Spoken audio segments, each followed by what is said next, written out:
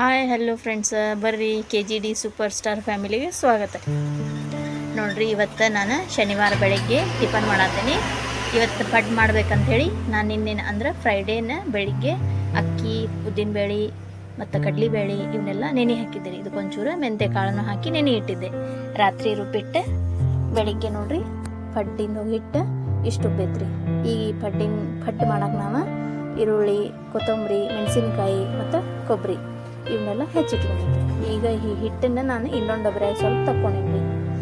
ಈಗ ನೋಡ್ರಿ ಹೆಚ್ಚಿಟ್ಕೊಂಡಂಥ ಎಲ್ಲನೂ ಪದಾರ್ಥನ ನಾನು ಹಿಟ್ಟಿಗೆ ಹಾಕೋತೀನಿ. ಇದು ಹಿಟ್ಟು ರೆಡಿ ಮಾಡ್ಕೊತ ನೋಡ್ರಿ ಚಹಾ ಆಗಿತ್ತ, ಚಹಾ ಕೊಡ್ರಿ ಬರ್ರಿ. ಈಗ ನೋಡ್ರಿ ಹಿಟ್ಟಿಗೆ ಜೀರಿಗೆ ಹಾಕ್ಕೊಂಡೆ. ಶನಿವಾರ ಬೆಳಗ್ಗೆ ಆಗಿದ್ದರಿಂದ ಹುಡುಗರು ಡಬ್ಬಿ ಕಟ್ಕೊಂಡು ಟಿಫನ್ ಮಾಡಿ ಹೋಗ್ತಾರೆ ಅನ್ನೋ ಕಾರಣಕ್ಕೆ ಈಗ ನಾನು ಜಲ್ದಿ ಮಾಡತ್ತಿದ್ದೆ.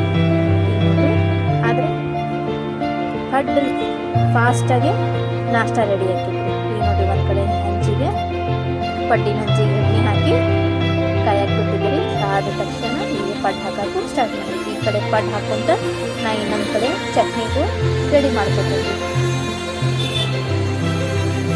ಈಗ ನೋಡ್ರಿ ಚಟ್ನಿಗೆ ಇಷ್ಟೆಲ್ಲ ತೊಗೊಂಡಿದ್ದೀವಿ. ನೀವು ಹುಣಸೆ ಹಣ್ಣು ಬೇಕಂದ್ರೆ ಸ್ಕಿಪ್ ಕೂಡ ಮಾಡ್ಕೋಬೋದು. ಹುಣಸೆ ಹಣ್ಣು ಹಾಕ್ಬೇಕಂತಿಲ್ಲ, ಆದರೆ ನಮ್ಮ ಮನೆ ಒಳಗಡೆ ರುಚಿ ಅದು ಹಾಕ್ತೀವಿ. ಹೀಗಾಗಿ ನಾನು ಹಾಕ್ಕೋಬೋದು. ಹೀಗಾಗಿ ಪಡ್ಡ ಹೊಳಿಸ್ಕೋತೀವಿ. ಪಡ್ಡೆ ನೀವು ಯಾವಾಗಲೂ ಸ್ವಲ್ಪ ಮ್ಯಾಲೆ ಹಸಿ ಬಿಟ್ಟಿದ್ದಾಗ ಹೊಳಿಸ್ಕೋಬೇಕು. ಹಿಂಗೆ ಹೊಳಿಸೋದ್ರಿಂದ ಪಡ್ಡೆ ಒಳಗೆ ಮಟನೂ ಬೇಯ್ತೈತಿ. ಅದನ್ನು ಮ್ಯಾಗಿಂದ ಡ್ರೈ ಆಗೋದು ಅದು ಗಂಟು ಥರ ಆಗ್ತೈತಿ ಪಡ್ಡೆ. ಅದಕ್ಕೆ ನೀವು ಹಸಿ ಇದ್ದಾಗ ಹೊಳಿಸ್ಕೊಬೇಕು.